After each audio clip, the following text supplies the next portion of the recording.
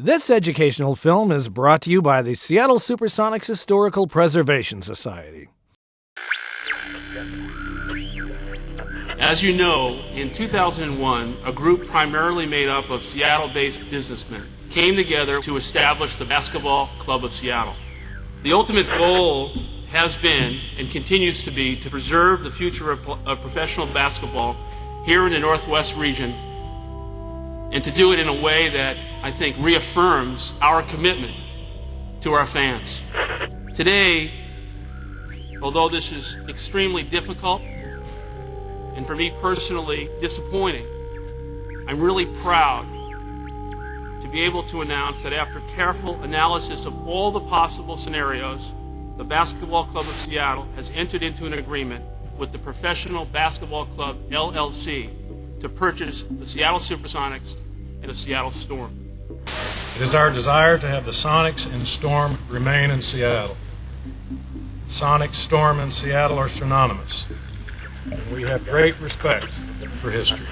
If a commitment for a new building is not realized, then we will evaluate our options, which will include relocation. The Sonics have a valid lease with the City of Seattle through 2010, and we intend to enforce that lease. We've got a place, and we've got the people, and we've got a much better city in which to play basketball. Senator Gorton and the mayor are determined to exact whatever pound of flesh is possible here, and they will, and then the team will leave. This is about us. This is about Seattle. This is about making sure that the NBA and the nation know that they can't come in and just take something from us and think we're going to lie down. Save our sons! Save our sons! Save our sons! Save our sons!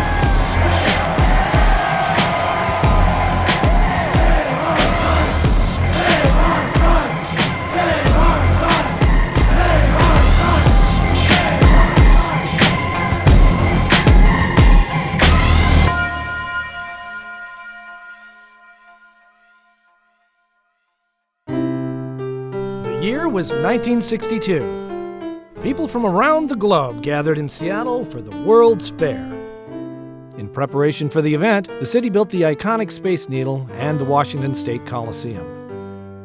5 years later, in 1967, the Coliseum welcomed Seattle's first professional sports team, the Seattle Supersonics, its name inspired by Boeing's big new project, the Supersonic Transport. 2 years later, the Major League Baseball franchise, the Seattle Pilots, followed. The Pilots are perhaps most famous for being the only one-year team in Major League history. Upon completion of the team's maiden season, future MLB Commissioner Bud Selig packed him up and shipped him to Milwaukee, renaming the team the Brewers. Seattle had its first taste of betrayal. A lawyer named Slade Gorton didn't care for it, so he made his first foray into pro sports power broking, leading a lawsuit against Major League Baseball for breach of contract. As a result of his victory, Seattle got a handful of cash and the promise of a new baseball team.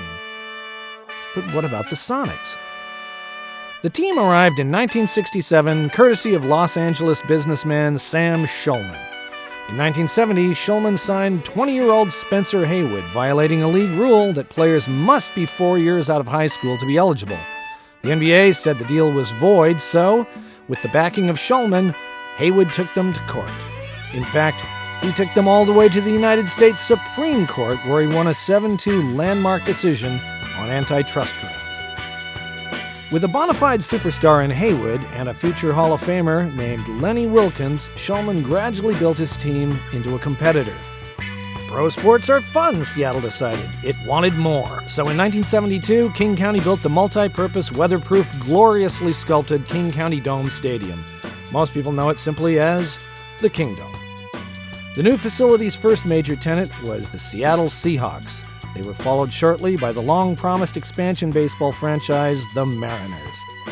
While these new teams climbed towards mediocrity, the Sonics were the lords of the hardwood. In 1975, the team made its first playoffs, led by point guard Slick Watts and coached by the legendary Bill Russell. After a slow start, the 1977-78 Sonics established themselves as a juggernaut. Their lineup was stacked with NBA greats like Dennis Johnson, Jack Sikma, Gus Williams, Paul Silas, downtown Freddie Brown, and returning coach Lenny Wilkins.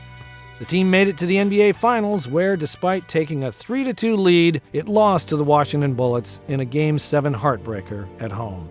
I'll never forget, I was working in Portland at the time, but I came up for Game 7 of 78 when the Sonics lost at home to Washington, and the mood in the city that night was like someone important had died in the town. It was like your heart had been ripped out. When we lost Game 7 here, had this incredible season, arguably the greatest in-season turnaround in team sports history. We lose Game 7 here in Seattle. The next day they had a parade scheduled. They said, we love the team, we're still gonna do the parade.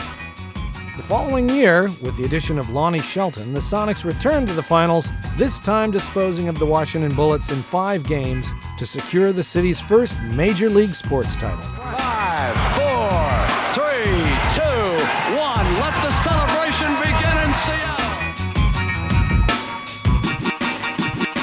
The champion in the NBA is the champion of the world. There's never been any feeling like this in this town, not with the Seahawks, not with the Mariners. Skipping school, coming down to the big rally, it was amazing to be part of that victory parade. Watching JJ and Gus Williams, the Wizard, Dennis Johnson, it was really inspirational for me. Freddie Brown, Jack Sikma, Lenny Wilkins, they were guys that everybody in town knew. They didn't hide out anywhere. You knew you could say hi to them, you could talk to them. They were like our guys.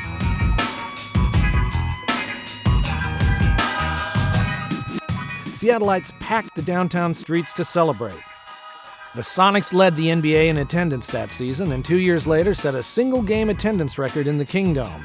Seeing an opportunity, Billboard king Barry Ackerley purchased the team for $11 million in 1983. The Sonics needed their own facility and moved back to the Coliseum in 1985. I got here in '87. Xavier McDaniel had been drafted in 1985. Obviously, trading for Tom Chambers was a huge acquisition. So you had Ellis, McDaniel, and Chambers. Those three, for a period, I believe, of 2 seasons, scored 20 or better, which was phenomenal. But it wasn't enough to get the Sonics to that next level. And of course, taking Sean Kemp, here's a kid that's essentially coming right out of high school that they draft, and that turned out, of course, to be a stroke of genius. In 1990, a couple of things fall their way, including a ping pong ball or so, and they get the second pick in the 1990 draft. Sonics, I think, in looking back, were lucky that they did get the second pick, because it turned out to be the playmaker that they needed, Gary Payton out of Oregon State.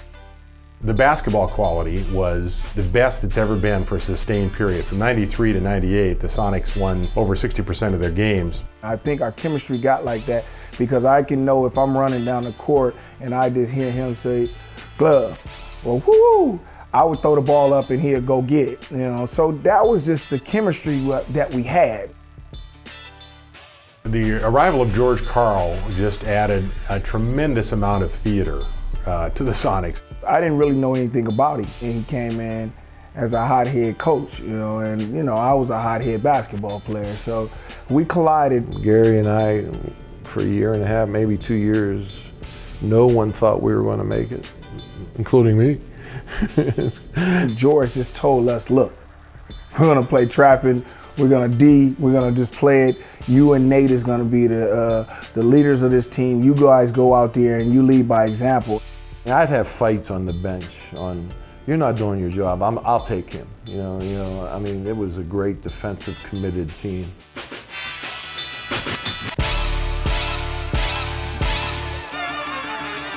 Well, we were a very good regular season team.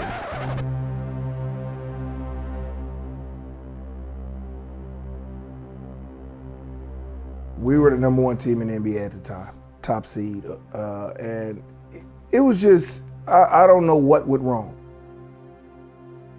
Well, the year we lose to Denver was, those last 3 games were pretty painful stuff. And then that summer was the most miserable summer.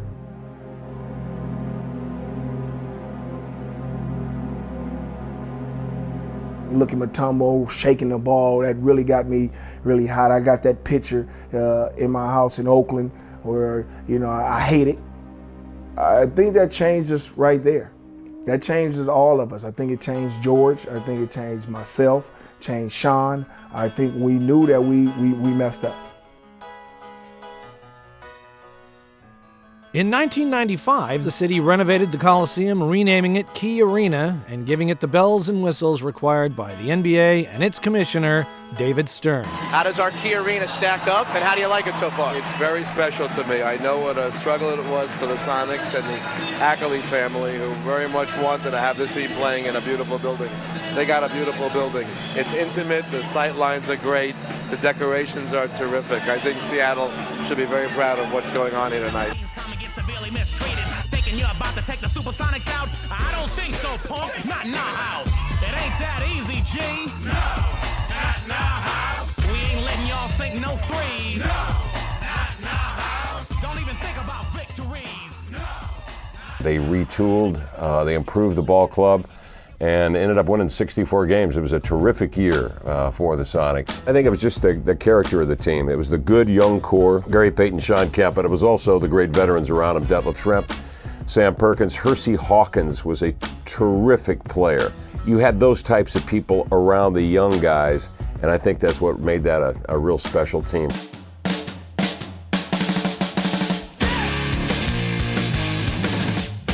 That was the hottest ticket in town. It was tough to get a ticket to Key Arena. Everybody was going. That's all you talked about. It was just surreal to the point where Key Arena was rocking all the time. If you would have been in that arena, them fans were going crazy. They are the one who kept us in the game a lot of times. 96, those games with Utah, the town just stopped when those games were played. We were all counting to 10 for Karl Malone every time he was at the free throw line. It was like 1, 2, 3. This half. 7 for the game. And you just felt like we had this obligation that if I scream loud enough, Karl Malone will miss. It was always us, not just our basketball team. We didn't do it, we did it. It was all of us. Unfortunately, they ran into the winningest team in the history of professional basketball then and now, the Chicago Bulls, who won 72 games with a renewed Michael Jordan. After losing the first 3 games, the Sonics would win the next 2, dominating games 4 and 5 in front of their home crowd. Sean Kemp dunked a lot. I think if we'd have went out and played the way we played in Game 4 and Game 5, we could have beat them. Supersonics, not just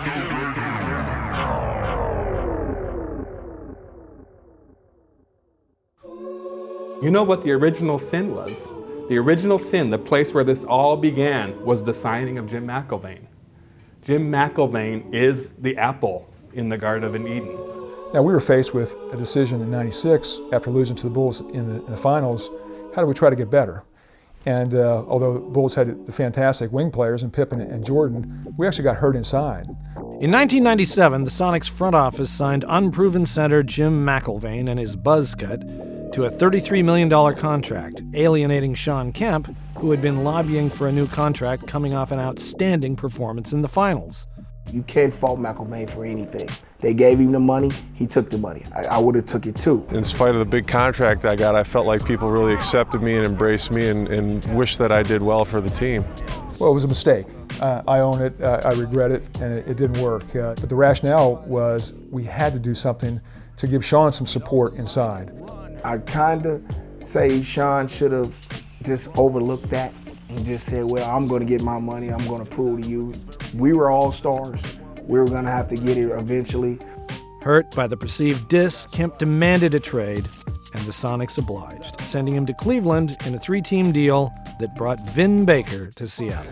I wasn't really upset about us losing. I was upset about us breaking the team up.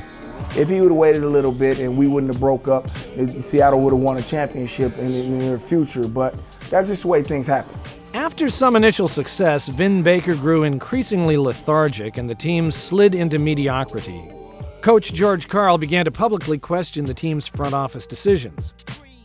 You went from that very popular team of the 90s to George Karl finally coming to the end of his relationship with Wally Walker. Well, the last year in Seattle was a nightmare. I found out of the Vin Baker trade 2 days before Wally talked to me about it. So that's how bad the relationship had gotten, that I was finding out information about my own team from other teams in the league. George wasn't so good at keeping a secret, so I couldn't tell him what the final deal was going to be until the deal was made. Wally was very secretive. The good part of Wally was he never messed with me basketball-wise. The bad part of Wally was I didn't think he involved us into helping him make better basketball decisions. He lost some confidence to some key people in our organization, at the ownership level in particular. A year later, following a 61-win regular season and a second-round playoff loss, the Sonics chose not to renew Karl's contract. In the summer of 1998, a disagreement between the NBA Players Union and the owners over the issue of a salary cap led the owners to declare a lockout. Predictably, this strike-shortened season turned off fans. Most teams, including the Sonics, saw their ticket sales and revenue plummet. The Sonics made one of their few good moves in this era by promoting assistant Nate McMillan, aka Mr. Sonic, to the team's head coaching job. Sonics owner Barry Ackerley had tired of running a basketball team and put the franchise up for sale. Just as a baron of Seattle's booming tech industry had stepped up to save the Seahawks, Seattle's coffee king stepped in to buy the Sonics.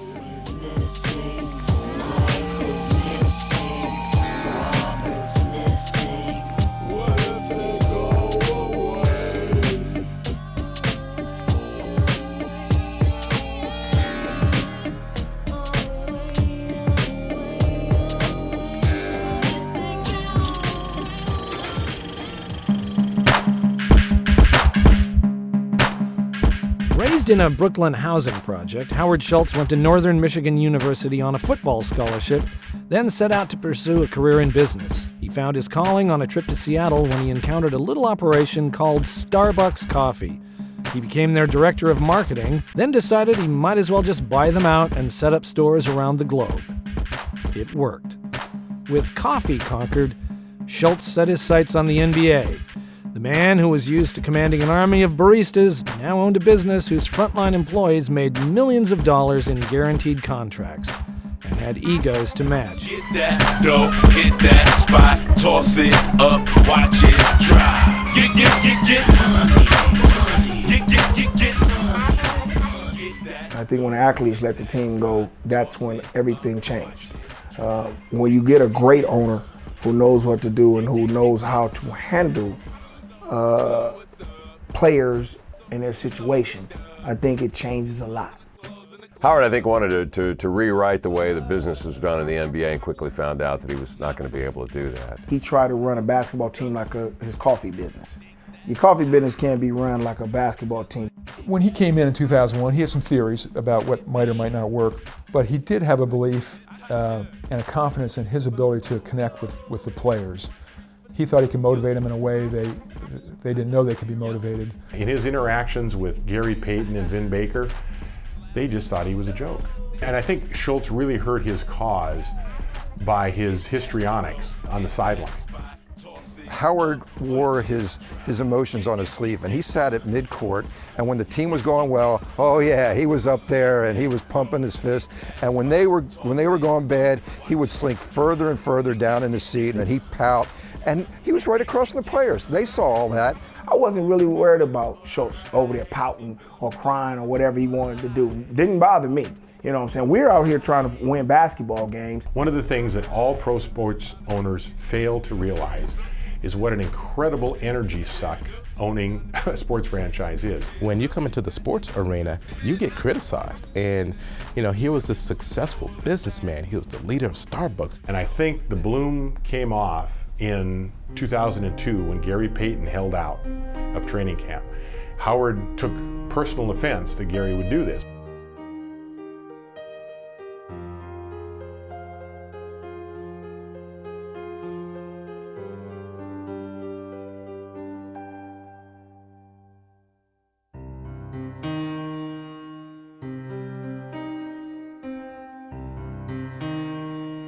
You're talking about a couple of lead dogs right there, obviously, in Howard Schultz and Gary Payton.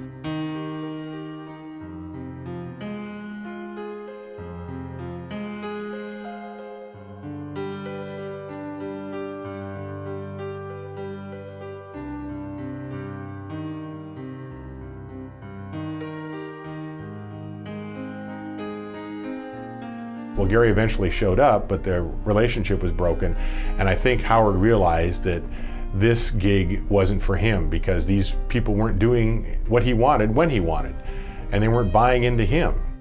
It was just unfortunate that the owner would allow himself to get at odds with a key player like that, an iconic player in the market, because it doesn't reflect well to your audience and to your fans. I had been loyal to that team for 10, 11, 12 years, you know, and so it really hurt me. So I felt like now it's a time where it needed to be a change, and I don't need to, you know, sit up here and get lied to and then make me look like the bad guy, and I wasn't gonna take the fall for looking like the bad guy. At the 2003 trade deadline, the Sonics traded Gary Payton and Desmond Mason to the Milwaukee Bucks for Ray Allen, Flip Murray, and the pick that would become Luke Ridenour. I think the fans of Seattle really got punished for this, and then the team went down from there on. I think if I would have stayed, it would have been a little bit more different. I really have no argument with trading Gary Payton when they did, when you consider the package of players that they got in return. They got this splendidly talented Ray Allen, without question. It was the end of an era, and it was very, very difficult making a trade for Gary Payton. He was an iconic figure here, and so we knew there'd be a reaction, adverse one, but we also thought it's very difficult in this business to get a superstar player in their prime. But even with a young superstar in Ray Allen, the new-look Sonics failed to make the playoffs for the next 2 seasons. No one in the community felt a great bond with the Schultz-run Sonics, and that was too bad.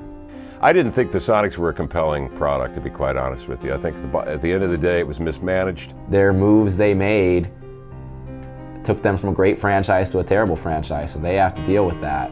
All that money we spent, and they kept trying to find the big guy. So they drafted Robert Swift, they drafted Petro, they drafted Sene. I mean, at one point we had 21 feet of useless center in Jerome James, Calvin Booth, and Vitaly Potapenko. And I'll never forget when Gary went to the Lakers, I went down and did a story on him right before he came back up to Seattle for the first time. And I said, what are you going to say to Howard when you see him at midcourt? He said, I'm not going to say anything to his punk ass. And I think he was speaking for almost everybody who ever played for Howard.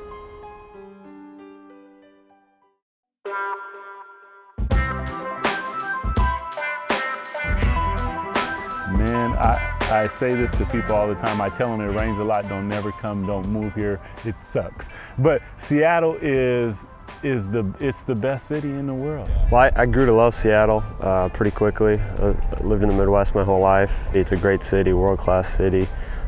People were really friendly to me. The physical beauty of it is unmatched. You know, I still live here, probably live here forever. Seattle's a home away from home for us. Me, my wife, and my daughter, we all live in Portland, and so we drive back and forth to Seattle. We still have tons of friends here. People ask me all the time, what was my favorite team? And I always have a battle between LA and Seattle, but I think I have to choose Seattle. There are a lot of cities in our league that sort of run into each other. You know, if you were painting a picture, it would just kind of bleed into one city. But Seattle on its own stands apart.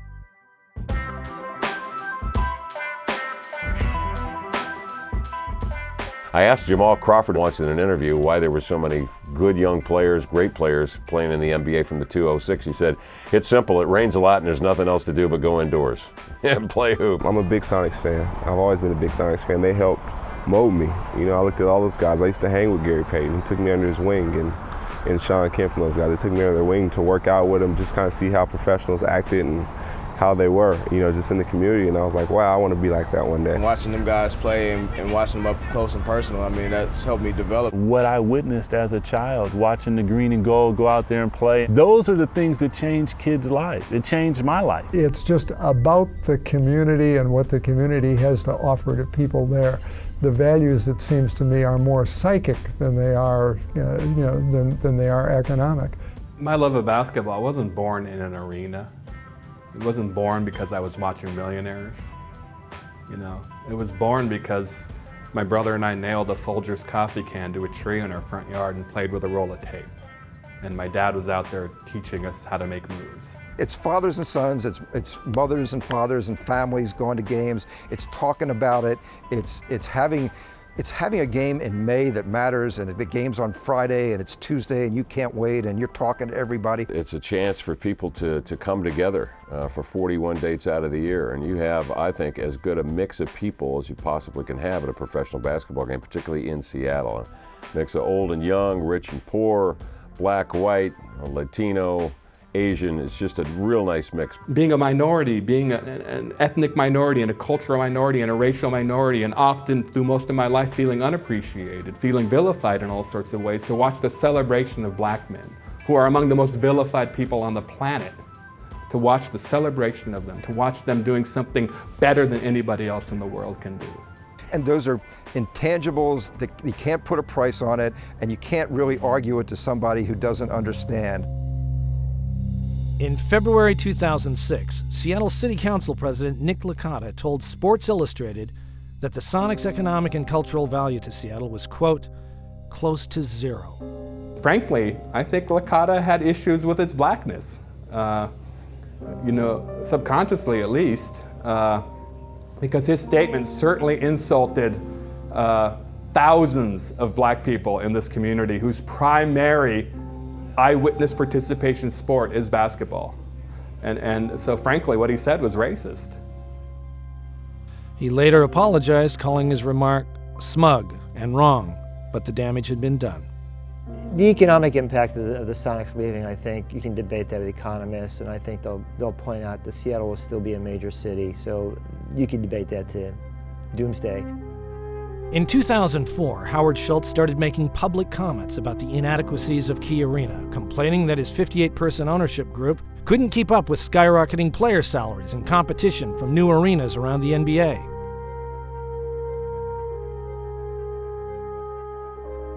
Despite the Sonics coming off an exciting playoff run and a Northwest Division title in 2005, the city refused to renegotiate the team's lease, and the Sonics' requests for facility upgrades fell on deaf ears at the state legislature. In 1995, the Mariners had been around for 18 years, but had only 2 winning seasons. So Seattle wasn't exactly up in arms when the team suggested it would relocate unless it could get a new stadium. On September 19, 1995, King County voters rejected a 0.1% sales tax proposal that would finance a new venue to keep the M's in Seattle. But a miraculous late-season playoff run led the region to fall in love with the Mariners, and the state legislature in a special session pushed through last-minute approval of a finance package enabling King County to build Safeco Field, a retractable roof stadium with a $500 million price tag. Seahawks owner Ken Behring wanted his own stadium too. He even packed the team up for a move to Los Angeles. Then, at the 11th hour, Microsoft moneyman Paul Allen and King County executive Gary Locke engineered a solution, with Allen buying the team and keeping it in Seattle. Allen funded a public election in which King County approved the financing for a new multi-purpose stadium, Quest Field, a $430 million open-air structure. Now that everybody was getting their own stadiums, it was time to blow up the Kingdome, memories and all. I'm on the dance floor and the DJ dropped my 45. I was so hyped that I dropped my 45 and everybody just ran. I'm on the dance floor and the DJ dropped my 45. I was so hyped that I dropped my 45 and everybody just dance.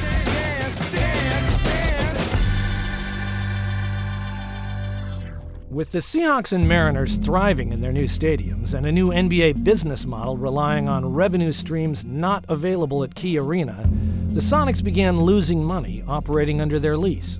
On February 23, 2006, Sonics ownership returned to Olympia to lobby for a Key Arena remodel, this time with NBA Commissioner David Stern by their side. We're here because we want to be here. We love the city. Our families have been raised here. Our businesses have been built here. And everything about this ownership group and everything about the Seattle Storm and the Seattle Supersonics is Northwest. And we do not want to see that in any way go away. The NBA is very proud of the support that both the Sonics and the Storm have received from the Seattle community, the King County community, and the state of Washington over the years is a source of great pride to us. In the late 70s, the NBA needed a new image. Enter David Stern. A graduate of Columbia Law School, Stern came up as a lawyer for the league. By 1980, he was the executive vice president. In 1984, he was unanimously crowned king, the fourth commissioner in the history of the National Basketball Association. His tenure has included conspiracy theories surrounding the draft lottery, a referee corruption scandal, and a worldwide basketball boom, leading to record profits for owners and soaring player salaries. Commissioner Stern has presided over 3 franchise relocations: the Kansas City Kings to Sacramento, the Vancouver Grizzlies to Memphis, and the Charlotte Hornets to New Orleans. His publicly subsidized arena campaigns are well known and usually accompanied by a threat to relocate the team to a city that will pay. I guess I would say that a state-of-the-art facility is a great thing for a community to have. Key Arena is not a state-of-the-art facility. When Key Arena was redone, there were still problems with that arena, no question. Having been to every building in the NBA over 2 decades, I'd say it was relatively low, in the bottom 5 in terms of fan experience. Key Arena is deficient in so many ways. The public likes to talk about it like it's a great building, but the original renovation was done on the cheap. Other buildings were built for $160 million the same year. We got a $70 million renovation. I think for the average fan, it's great. It is a wonderful place to watch an event. But if you're an owner trying to make money there, it just doesn't work because the footprint is too small. We have had a very hard time economically. If we sold every ticket to every game, played at 100% capacity, we would still be below NBA average by a significant amount for the revenue generated by Key Arena. We have lost approximately $60 million in the short time that we have owned the team. Now, this ownership group did not get involved to make a profit, but I can assure you we did not get involved to lose $60 million, and with no light at the end of the tunnel either. Substantial amount of work has been done for the baseball and football teams, and I'm here personally to find out whether the same is being considered fairly for the NBA. If not, that's a decision that we can accept, but then we'll have to act on it ourselves. After airballing yet another shot at state arena funding with little help from the city, Schultz's ownership group began a contentious exchange with the region's elected officials. The Schultz deals were about state subsidy, straight out state subsidy. And that's why I was saying that those were such a non-starter.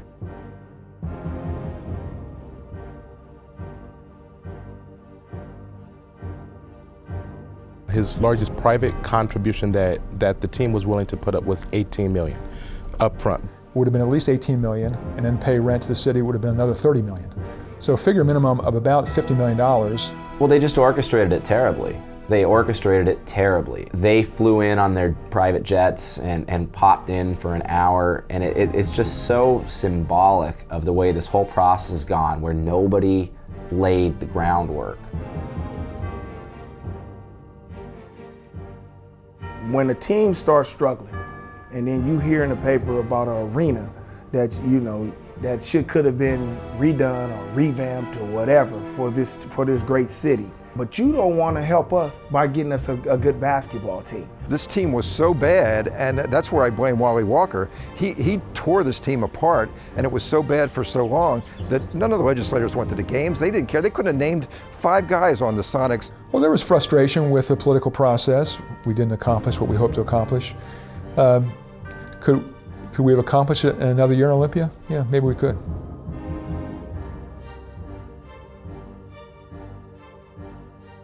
I never intended whatsoever to threaten anybody or in any way create this tension that might exist. I was just trying to clarify that we are on a collision course with time, and we have no alternative on a go-forward basis if we can't solve the problem in front of us.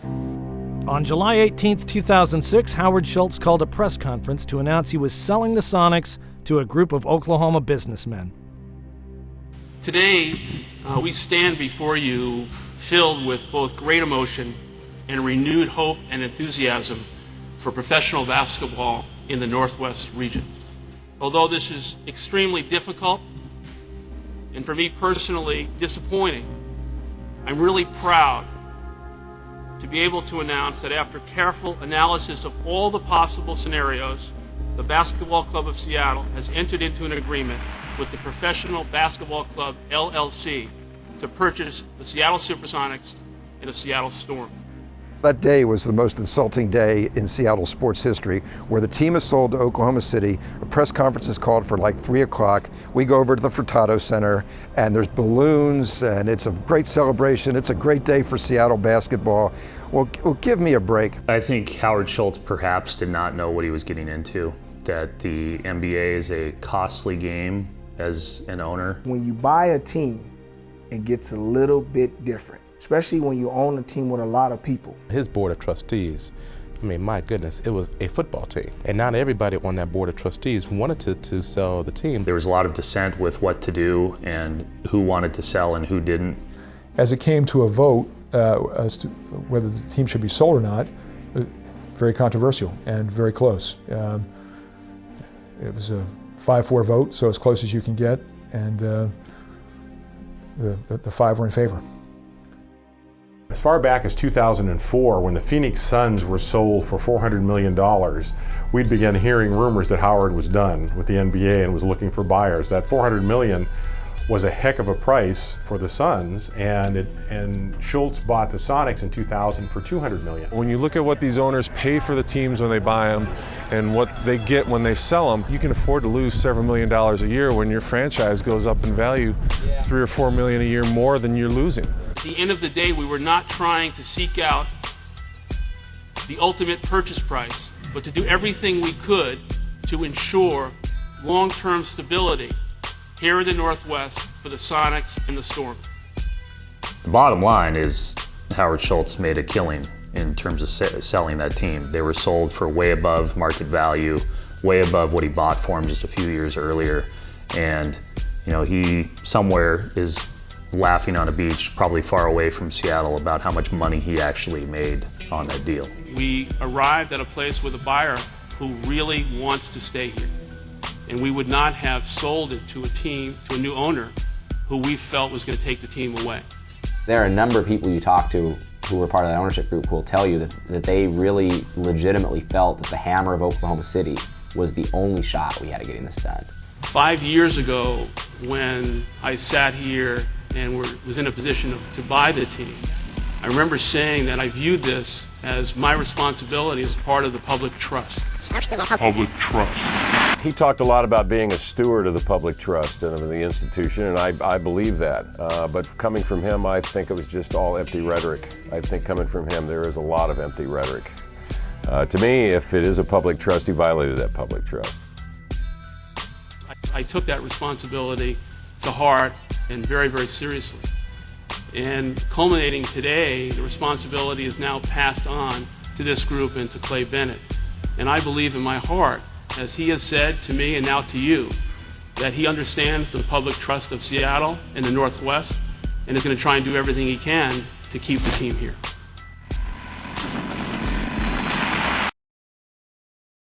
I had actually just spent a week in Salt Lake City going to Summer League, and it was like every fan's dream.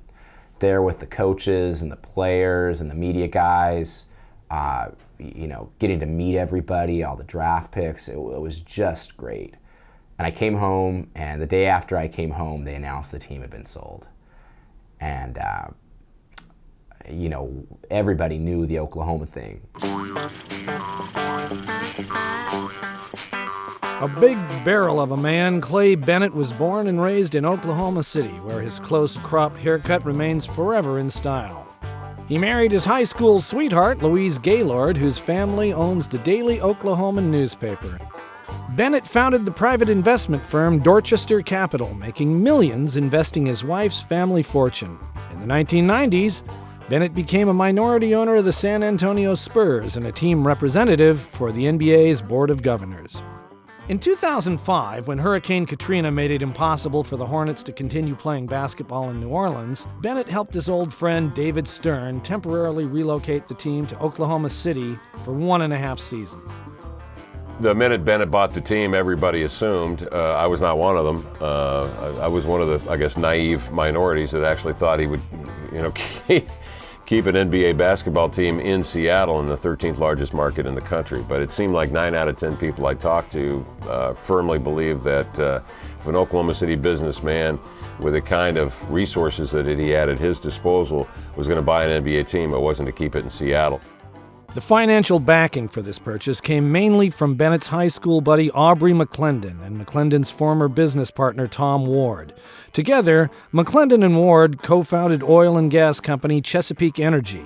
McClendon alone was worth $2.8 billion at the time of the Sonics sale, and that's after he put up $250,000 into the right-wing PAC Swift Boat Veterans for Truth and teamed up with Ward to donate over $1 million to Americans United to Preserve Marriage, an anti-gay rights group. I think you can all appreciate the skepticism from the fan base and also from the press, and I wanted to ask Mr. Bennett about your fans back home. I was on with one of your radio stations today, and the perception in Oklahoma City, not just in Seattle, is that the Sonics are coming to town. Ultimately, we hope for basketball in Oklahoma City, but it's unrelated to this transaction.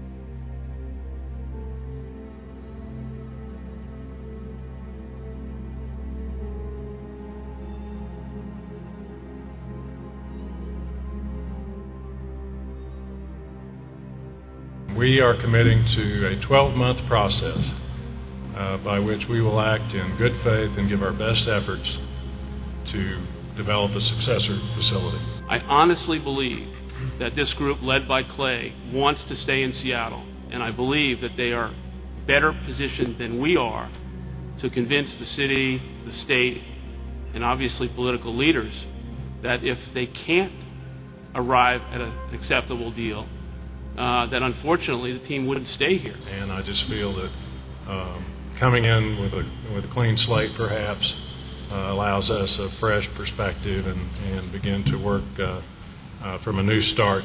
As a whole, this region does not want to fund publicly financed stadiums and arenas. This region has proven that. And so now when the Sonics come around this third time, not only does the sort of public say that we're not going to vote for it, but a segment of the public gets proactive.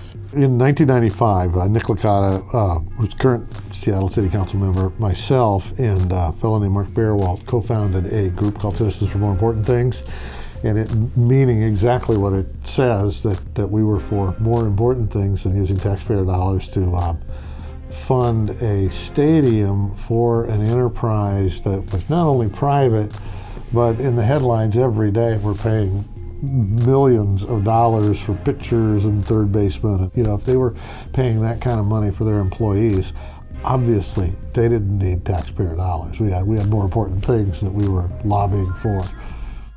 Backed by the SEIU, Citizens for More Important Things got Initiative 91 on Seattle's November 2006 ballot. I-91 would require that public investments in sports arenas produce a positive net return. Seattle voters passed it with more than 70% approval.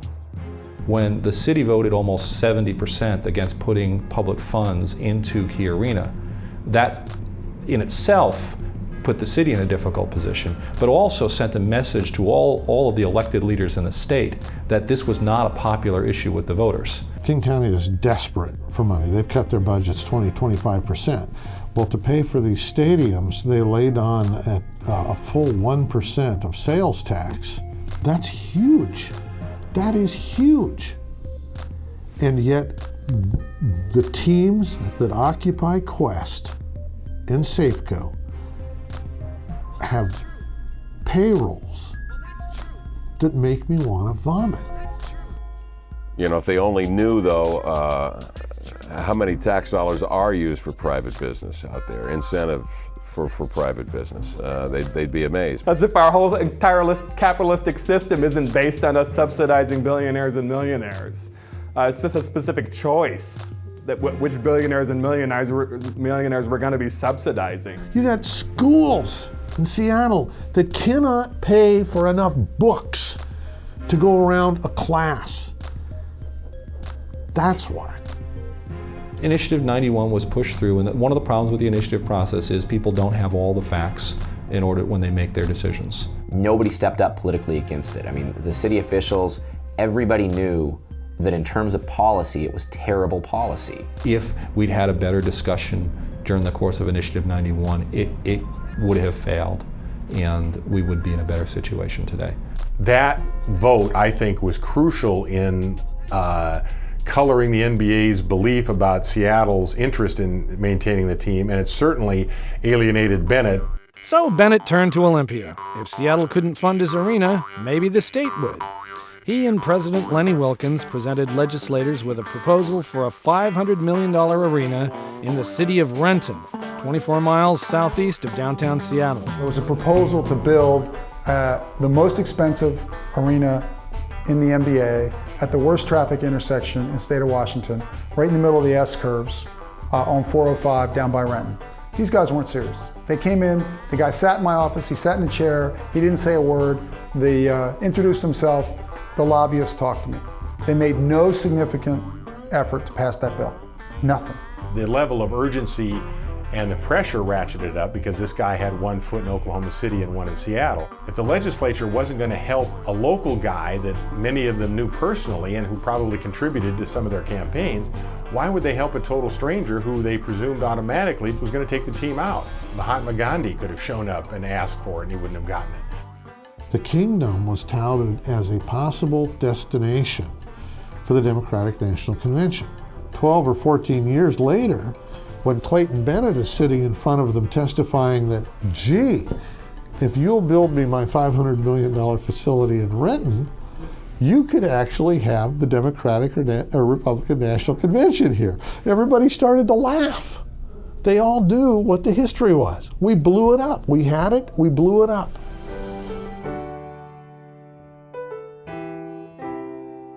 Not surprisingly, Bennett's proposal got nowhere in Olympia. Meanwhile, the Sonics stumbled through a disastrous season, finding themselves in the draft lottery. We got that great shot and got the second pick in the draft in Kevin Durant. We really thought when that happened, things would pick up in the market. With the second pick, the Seattle Supersonics select Kevin Durant from the University of Texas. And of course, it was never to be because, of course, at that time as well, Ray Allen was traded and Rashard Lewis did not come back, and so certain things happened that year in that draft, and it was unfortunate. Shortly after the draft, Bennett's group quietly severed all ties with Sonics' past. Team president Lenny Wilkens resigned after disagreements with the ownership group, and assistant coaches Jack Sikma and Detlef Schrempf were let go as their contracts expired. These front office decisions only reaffirmed what everyone already suspected. Bennett intended to gut the team, dump salary, and prepare for a move. On August 12th, during an interview with Oklahoma City journalists, McClendon let slip the true intention of the PBC.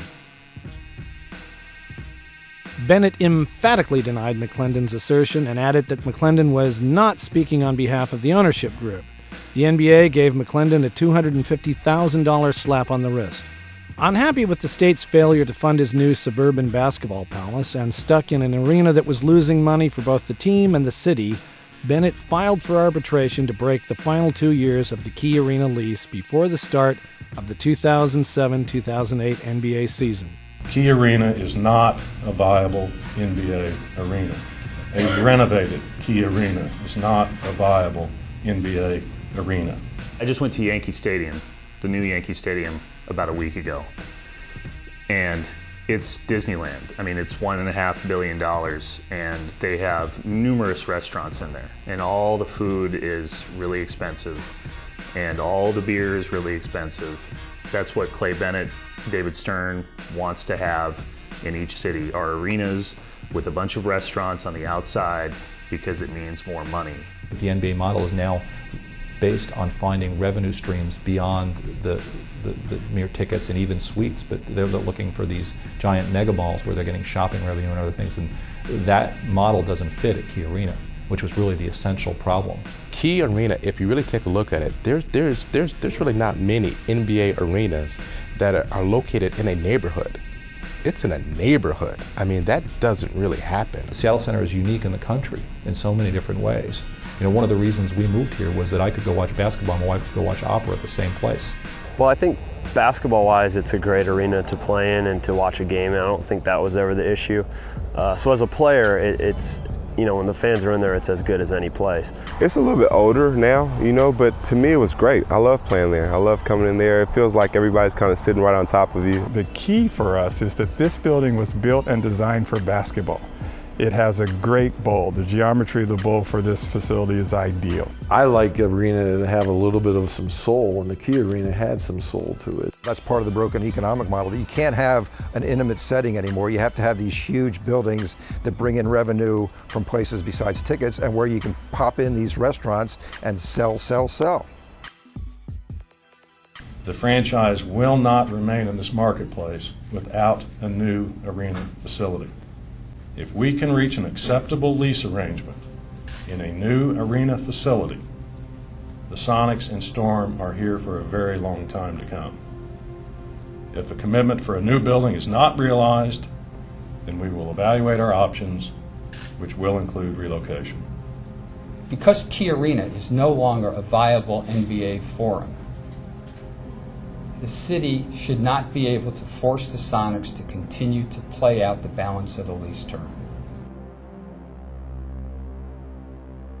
If I were the owner and the Speaker of the House told me what he told me, and the mayor told me what he told me, and the city council told me what he told me, the House said we're not even going to report the bill out. We're not going to give the legislature an opportunity. So I think it's been unfair the way it's been shifted back to us.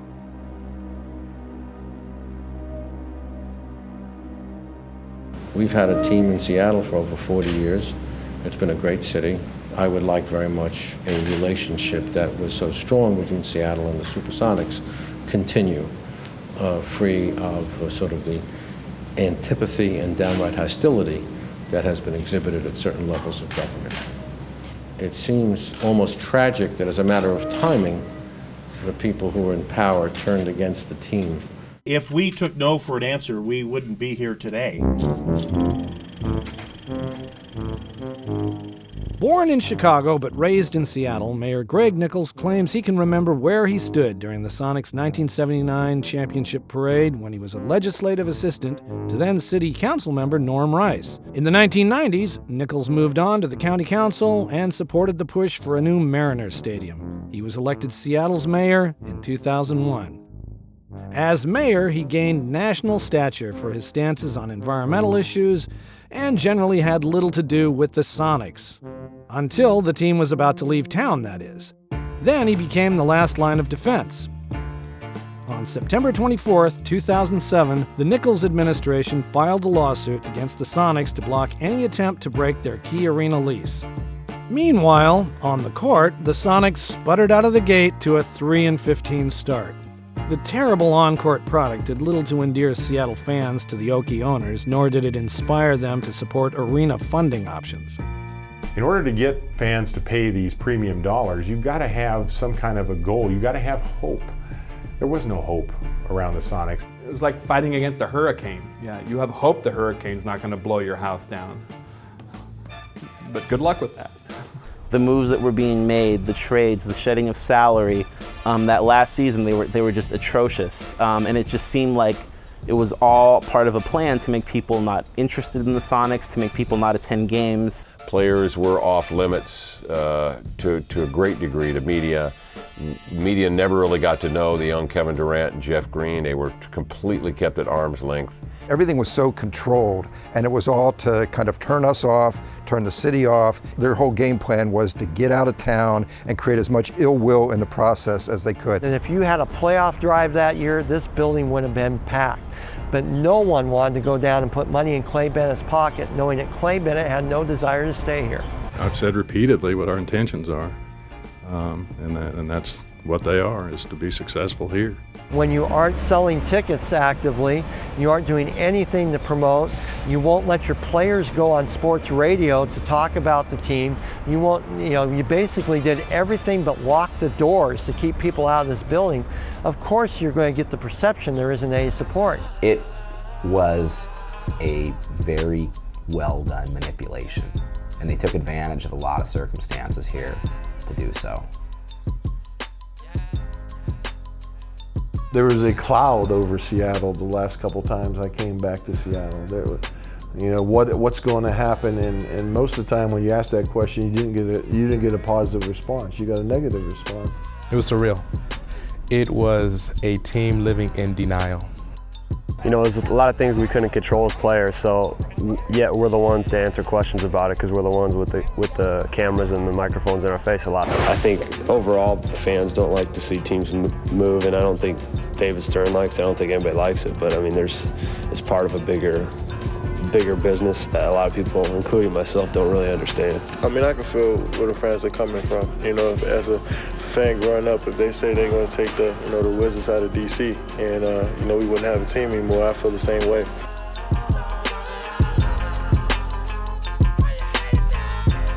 On January 8th, Bennett and the company sold the Sonics' sister franchise, the WNBA's Storm, to 4 Seattle area women.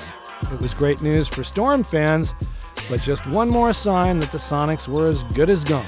The team responded with a 14-game losing streak.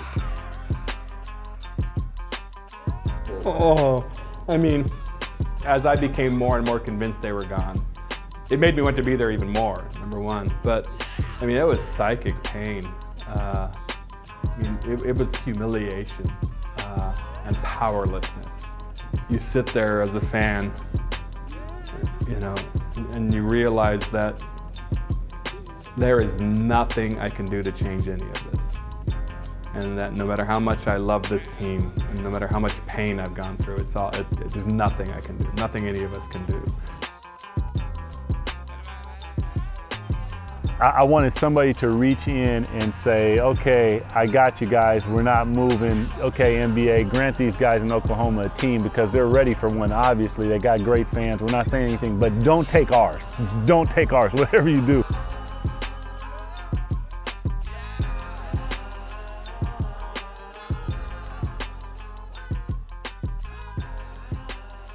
But, who knows? Maybe there's some last-minute wonderful angel who will drop into the laps of the people of Seattle and come up with an arena plan and funding for it.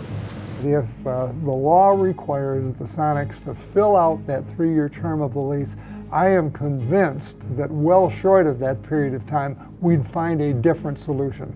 We'd find a willing new owner. We'd find someone who kept the Sonics here permanently. Good afternoon and welcome. There's been a lot of talk lately about the future of the Key Arena and the Seattle Supersonics and their future here in our city. We're here today to shed some light on the issue and bring some hope as well to the issue.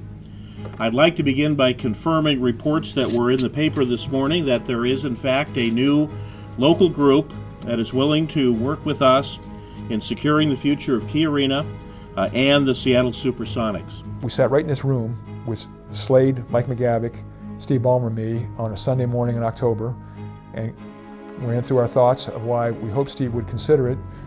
And a few months later, he got back and said, yeah, and not only that, but I'll put in $150 million in this building. That was beyond our wildest dreams. The private investment group would provide $150 million to make improvements that directly benefit the team. Early on, we expected that our share might be $75 million. It's been in the last couple of weeks that we realized the importance of having this move forward this year and basically doubled that to $150 million. The $150 million public investment would benefit the common areas of the building. The situation was very different from the Schultz situation because we had Steve Ballmer not only offering to purchase the team and to keep it here, but offering to pay half of the cost of the Key Arena remodel.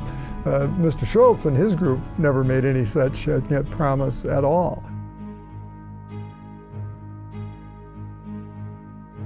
this particular announcement we think is a game changer. Keep a team and improve the arena and Seattle Center and the whole place. I mean, I thought that was a bold move in terms of just helping Seattle Center, which does need serious upgrades. This is an opportunity for right now, this week and next week, not for next year. Why? Because next month, the relocation committee of the National Basketball Association is going to vote on Clay Bennett's desire to move the team to Oklahoma City. Without an alternative from the city of Seattle, that relocation application is almost certain to be granted. Unringing that bell next year will be somewhere between very, very difficult and almost impossible. I want the ability with representatives of the city to go back to New York City and tell the NBA before they make this decision, we've got a place and we've got the people and we've got a much better city in which to play basketball. But I can only do that if the legislature gives us this authorization now. You know, as elected officials, we run not to duck from hard decisions, but to make hard decisions. Is this a hard decision? Yes. But I think we made it a whole lot easier today.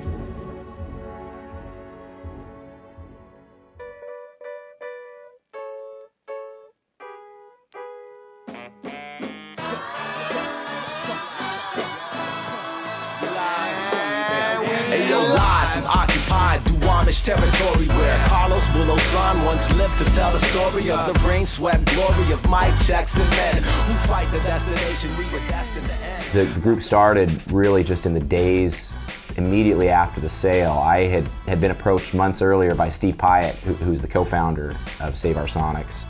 4 days after the sale was announced, we had a group of volunteers passing out flyers and t-shirts. We felt we had to do something, so sent out emails, got on the phone, got on radio, and then about 15 hours notice, we got 300 people to pack up from Seattle, drive down, and hit the steps in Olympia. Save our Sonics! Save our Sonics! These were just honest, sincere Sonic fans that came down there, packed the steps, they chanted Save Our Sonics so loud it echoed off the governor's mansion. Despite the efforts of loyal Sonics fans and the generous Ballmer Arena deal, there was still not enough support to convince Olympia to act. I understand how passionate Sonics fans are. I've known that all the way along. I'm a Sonics fan myself. I understand how passionate taxpayers are. I've heard from them loud and clear. There were a lot of people who wrote to their legislators and said, no money for professional sports teams. I just think there was such a tremendous burnout on this issue. In the way it developed with the team going back year after year to Olympia, and people had heard it before, and they'd heard about the team going to move, and they'd heard about this, that people just didn't want to be associated with this issue. I thought the Ballmer Group was proving the ways in which professional sports ownership can be integral and important parts and passionate members of a community, and it was ignored. I think it's unconscionable that it never came to a vote in Olympia. Chop, chop, chop. You're done in my book, buddy. A longtime devotee of the mustache, Frank Chop has been the Speaker of the House since 2002. In that time, he's overseen the growth of his Democratic majority and earned a reputation for maintaining discipline over his delegation. If you want legislation passed in Olympia, you have to get the chopper on board. Frank Chop actually runs the state. A lot of people think that our elected governor runs the state, but that was advocated to Frank Chop long ago. He is the gatekeeper. Nothing was going to come up and be voted on or passed in the legislature without his approval, and he didn't approve. At the end of the day, the Speaker of the House, Frank Chop, didn't want to have a vote. Now tonight I called Governor Christine Gregoire's office to find out if lawmakers might be called back to the Capitol for a special session to approve the plan. A spokesman told me, quote, no. This is a truly missed opportunity for our city, the region, the state, and the NBA. I'm disappointed to announce today that we are unable to meet the April 10th deadline for securing the full public investment in Key Arena. Seattle has been home to the NBA for more than 40 years, and I'm committed to working as hard as I can to see that tradition continue long into the future. To use that old cliche, it ain't over till it's over. We have a court date in June. We have a court date in June. We have a lease that calls for the team to play another 2 seasons in Key Arena.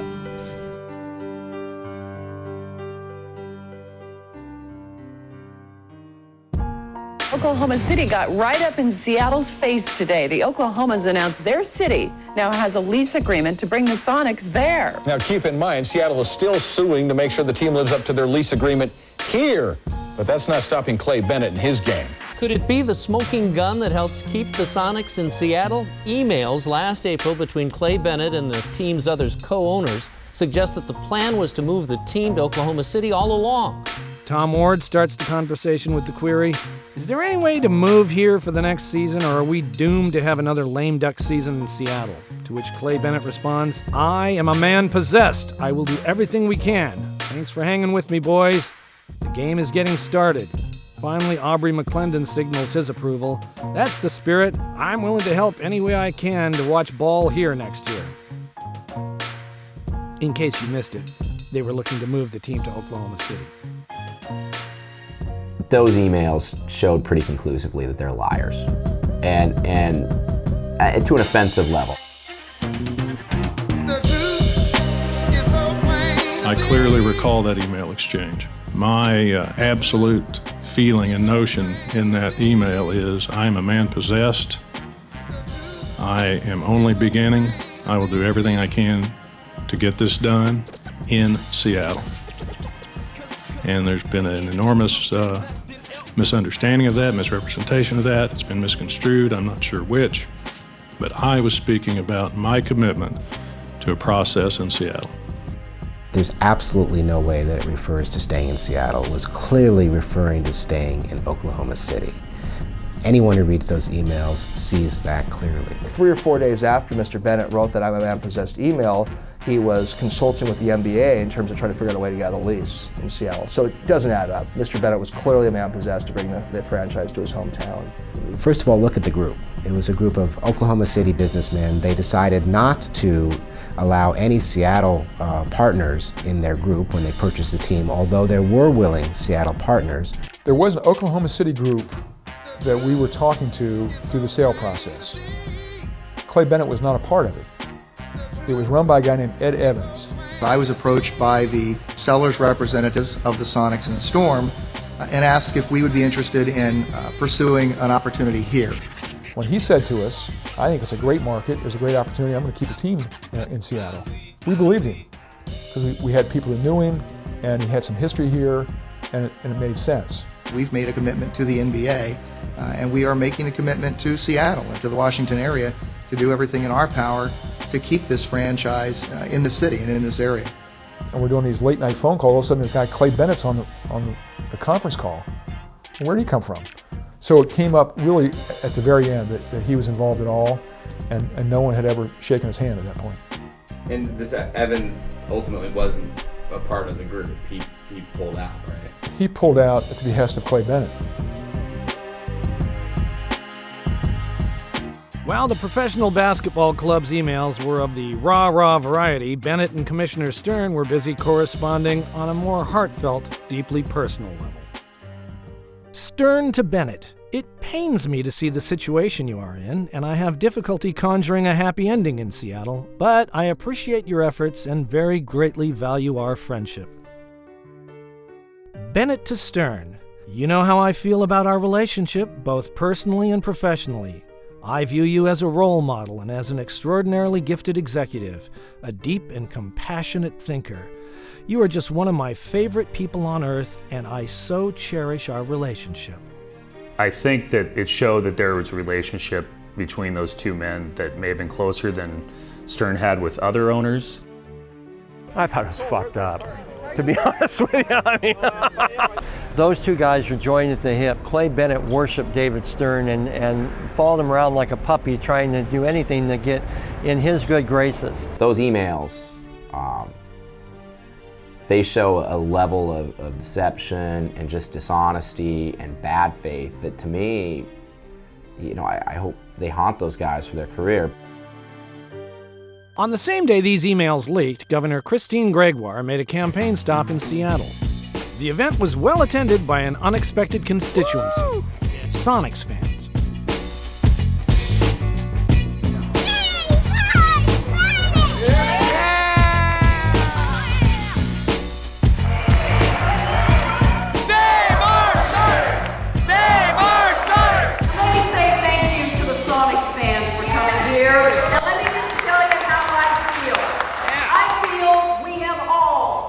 lied to today. The Sonics are our team, and they're going to stay in the great The team's impending move was now a campaign issue, but as campaign season was gearing up, the NBA season was winding down. The team had lost 18 of 20 on their way to a franchise-worst 20-62 record. If it was the Sonics' last game in Seattle, they put on a heck of a show against the Dallas Mavericks. Sonics really feeding off the fans tonight at the Key. Kevin Durant breaks free and throws one down for the crowd.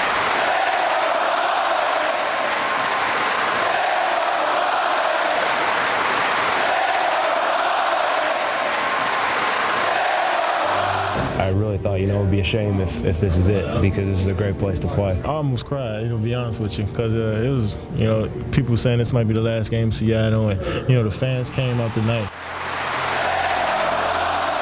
Gary Payton was in the house last night to show his support, and the fans gave him the love right on back. Knowing that it might be the last time that team played there, it was a little bit different feeling for me.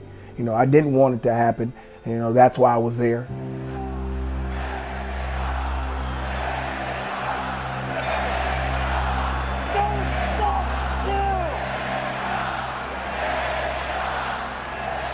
The whole game, I just kept thinking, you're way too late. This is way too late. Pitiful cries to a disinterested God. That's what I kept thinking.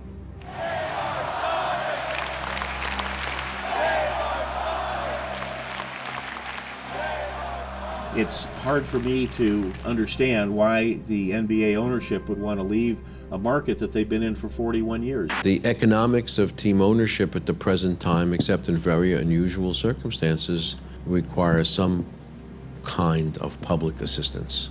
The NBA makes plenty of money to build arenas. Plenty of money.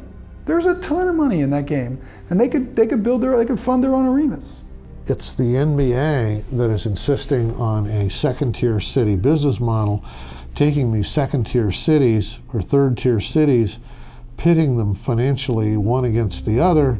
There's no reason to have cities pay for these, except that now you're in this sort of competitive world where if you want a team, the NBA squeezes a city and says, look, if you want a team, yeah, you got to pay for it.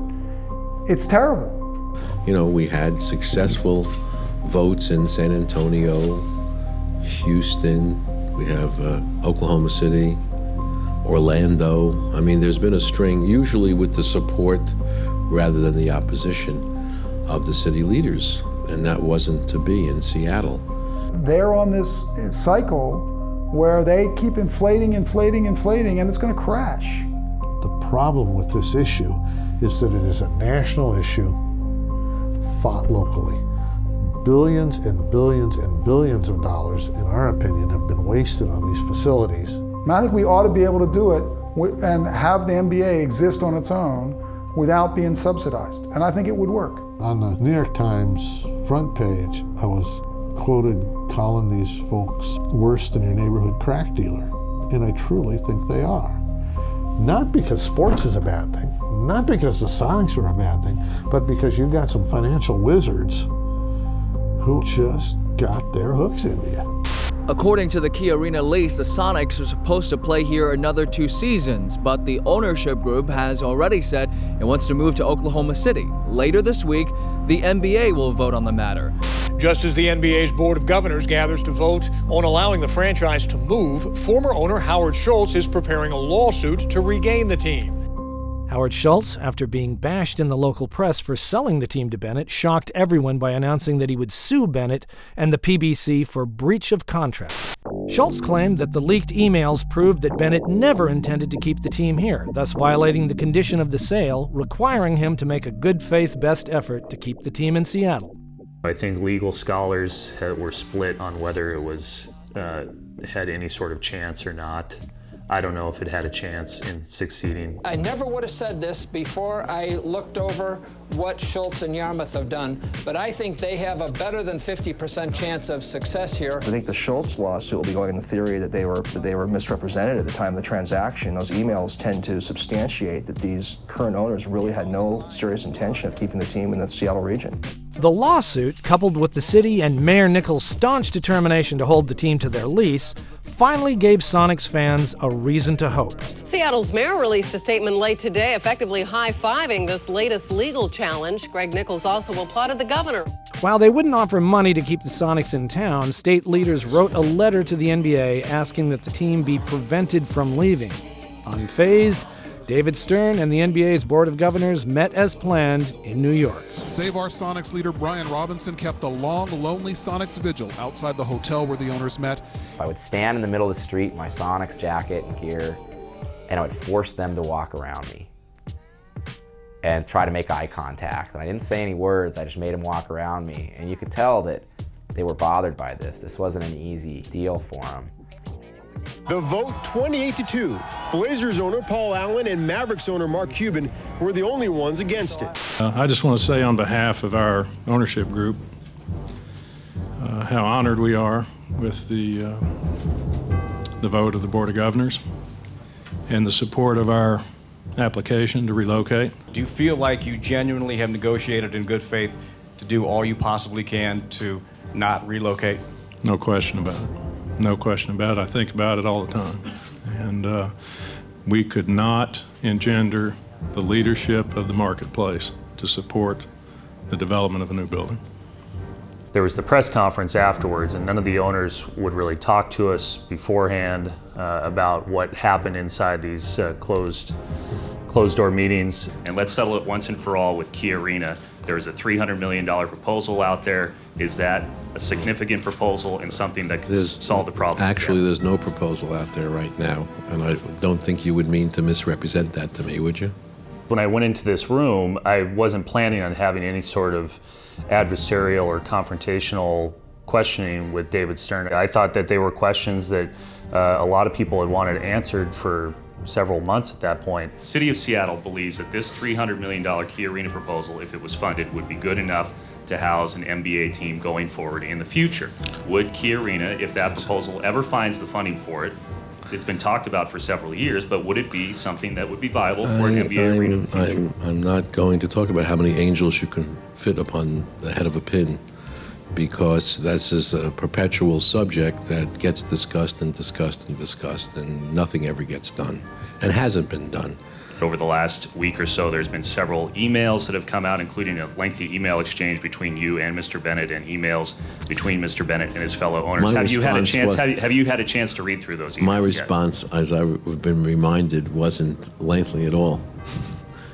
So have you read through those emails, especially those between Mr. Bennett and the other owners? Live or not, I don't like to be interrupted, and I'm not going to interrupt you.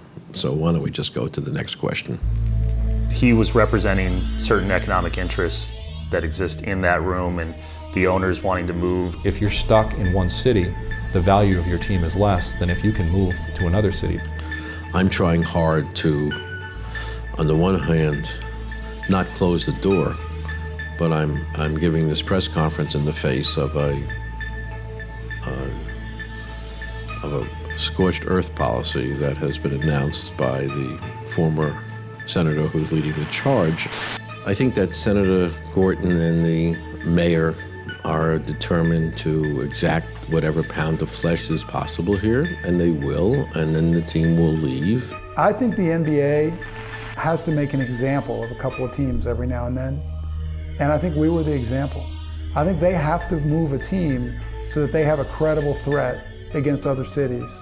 You said Seattle was a great city with great fans, but if even great cities with great fans can lose their longtime team, what does that say to other cities? Well, I guess since most of our cities have, or the great majority have, state-of-the-art facilities that enable their teams to compete in our league, I think it says congratulations to them. As difficult as this is for Seattle, and I know it is, as a sports fan, it's very difficult, and I appreciate the history and the fans and the people connected, but decisions have now been made, and the path is clear as to what's going to take place in the next 2 years, and we have to move on. I want to be very clear that today's vote by the NBA Board of Governors does not change our efforts to keep the Sonics home here at Key Arena. We're going to go and we're going to fight our case in federal court in June. We think we've got a strong case, and if we're successful in that, we think that that gives us a couple of seasons to be able to find answers to these questions. The NBA had officially approved relocation, but there was still the small matter of the lease, which required the Sonics to play 2 more years at Key Arena. This one was headed where so many disputes end up, the courtroom. It was time for both sides to lawyer up.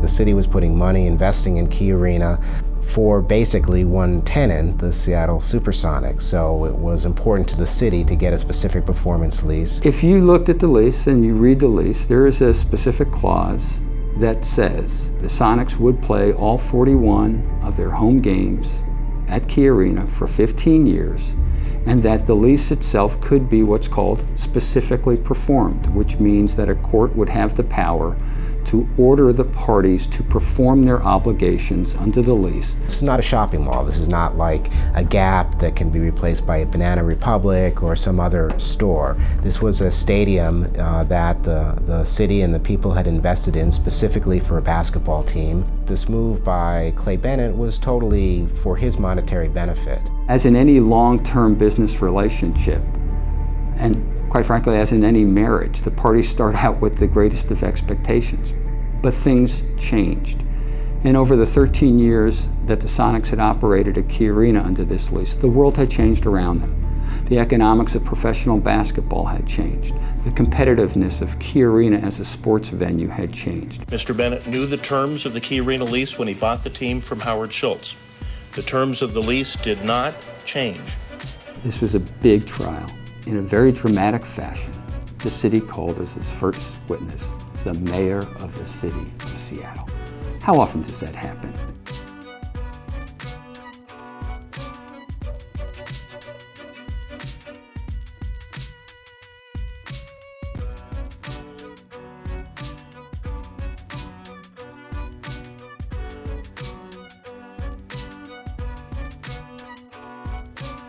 What they hadn't counted on was that he became a vehicle for us to immediately introduce into the case all of the themes that were the cornerstones of the defense's case.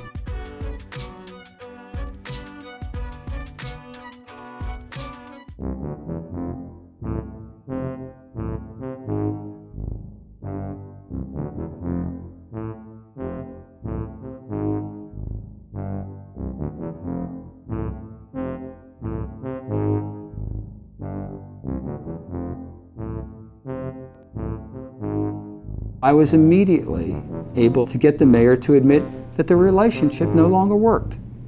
It had become economically dysfunctional. The city was losing money, the team was losing money. The relationship doesn't work anymore. He's running a city. You know, he doesn't have the luxury of being able to spend days preparing for his testimony. So a couple of times he was tripped up on things that he had said in his deposition that were, I don't think at the end of the day, substantively very different.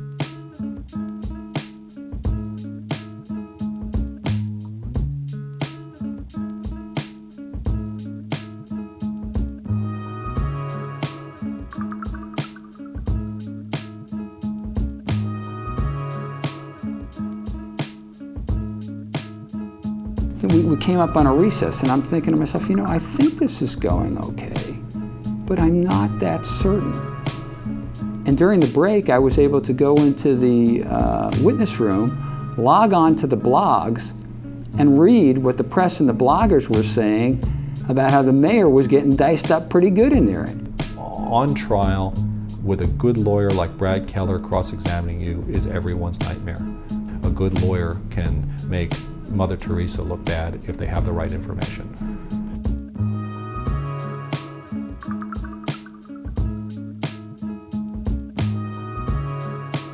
Greg Nichols said in the trial and in the opening day, he was asked by Keller, why do you want to keep the Sonics in a broken, dysfunctional relationship? And he said, something might happen.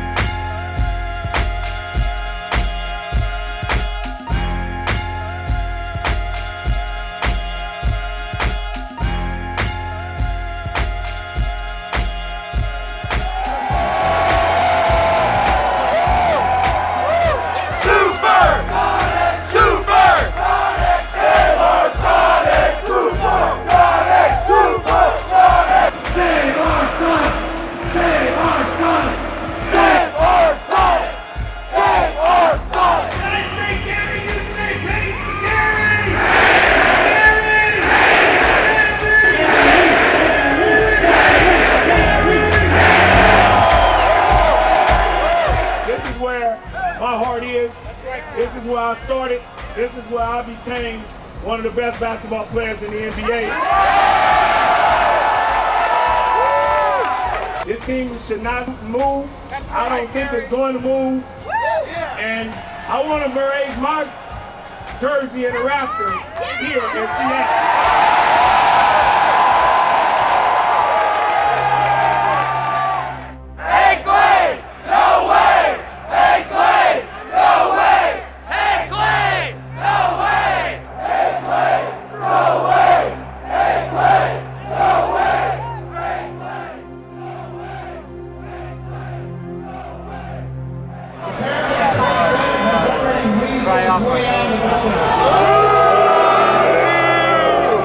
I gotta go catch him in the back.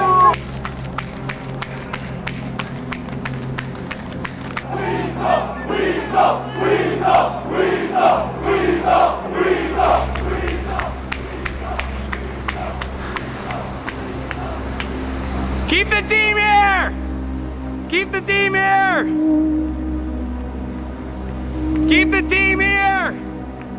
Save our Sonics! Save our Sonics! Keep the team here! You hear me, Bennett?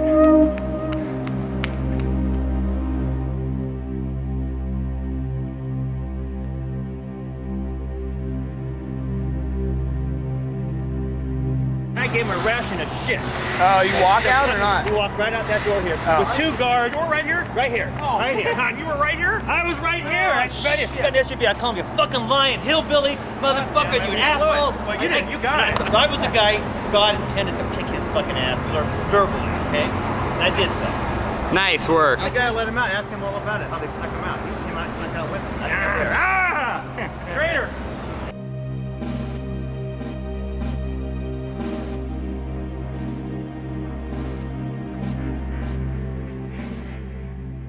He is a sophisticated business person who understands what he's doing when he signs a contract. He signed a deal, and he can't get out of it a year later for things that he knew, problems that he knew existed at the time he signed them.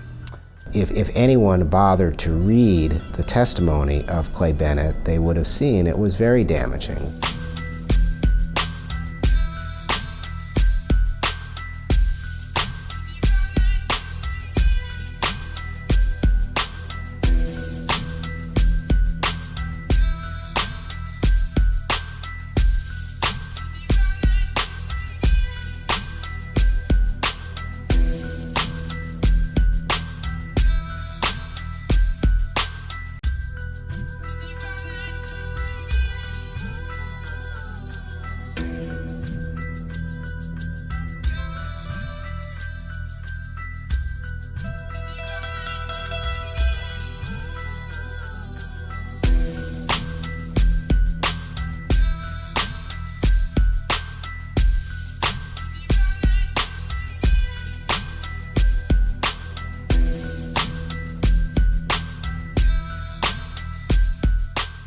Clay Bennett was absolutely adamant from the very beginning that his man-possessed email was referring to how he was not going to give up trying to get approval for a new arena in Renton or in the Seattle area. I don't think there's any doubt about what his intent was, and his intent was to get a team to Oklahoma City.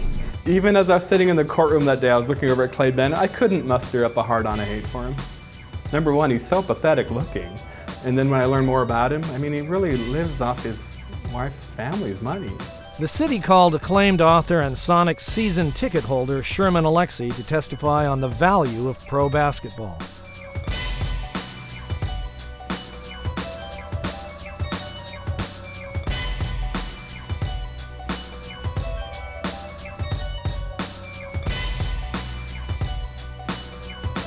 That was our primary means of communication. So emotionally, physically, athletically, spiritually, everything had to do somewhat with basketball.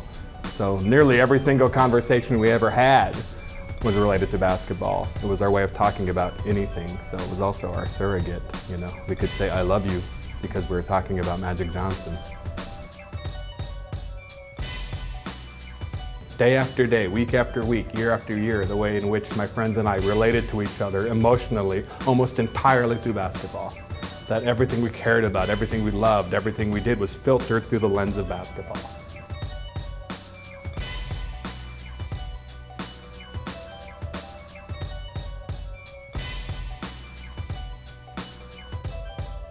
You know, I was talking about thousands of years of human appreciation of extraordinary physical ability, and that's part of why we love it.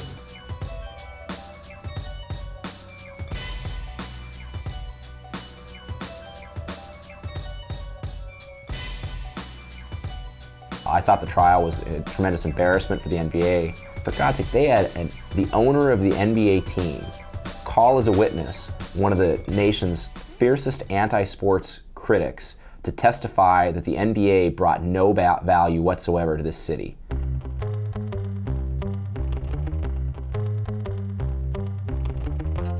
It's totally contrary to what the NBA tells all the communities throughout the nation that have teams or that are trying to get teams. To a fan, it has value.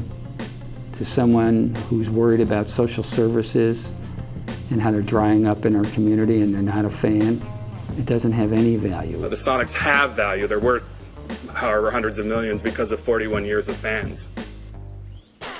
And how do you measure that? As the trial came to a close, Keller would make the case that the city colluded with Slade Gorton and Steve Ballmer to bleed the team and force them to sell. You have to have clean hands.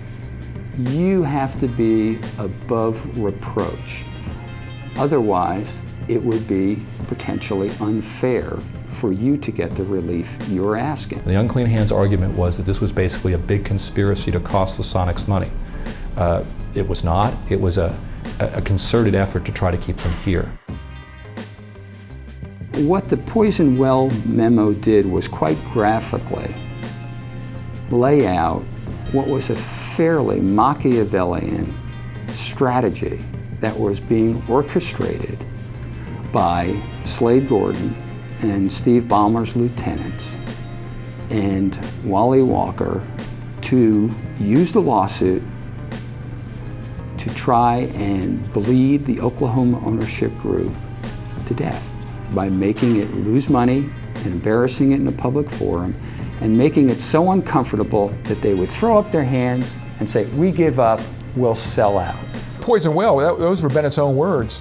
They were in the PowerPoint, which Mike McGavick had drafted, because Clay Bennett himself has said, "The well is poisoned here for me in Seattle."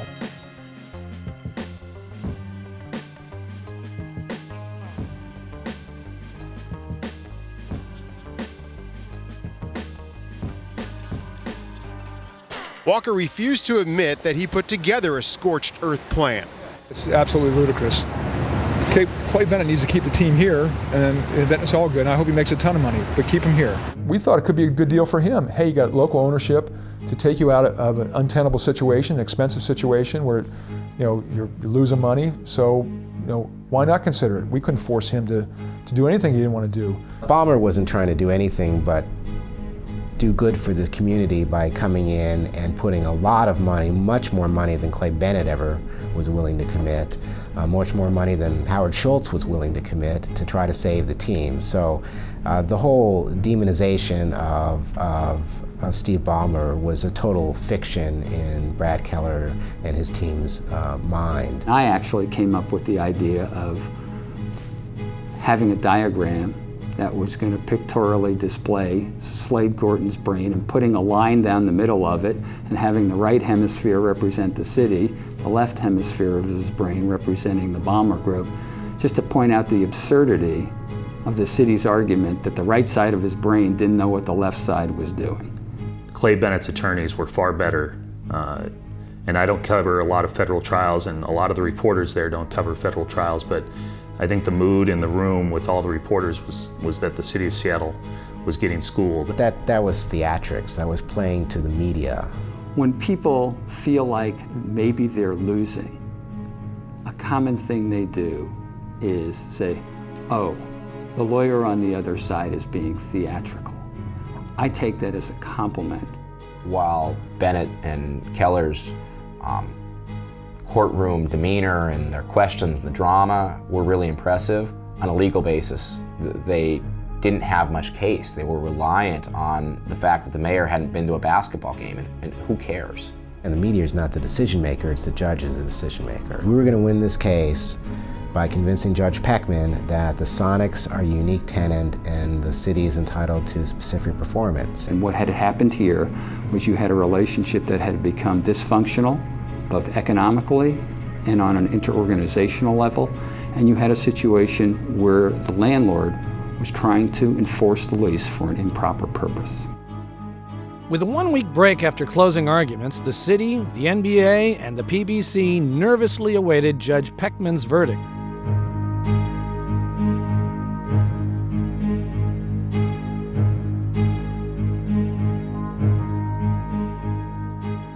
After a week of speculation on how Judge Peckman would rule, the moment of truth had finally arrived.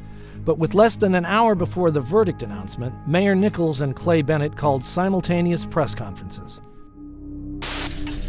Today I am announcing a settlement with Mr. Bennett and the Professional Basketball Club. In exchange for terminating the lease 2 years early, Mr. Bennett has agreed to a settlement package with a payment of up to $75 million to the city of Seattle. We made it. Congratulations. The NBA will be in Oklahoma City next season, playing their games.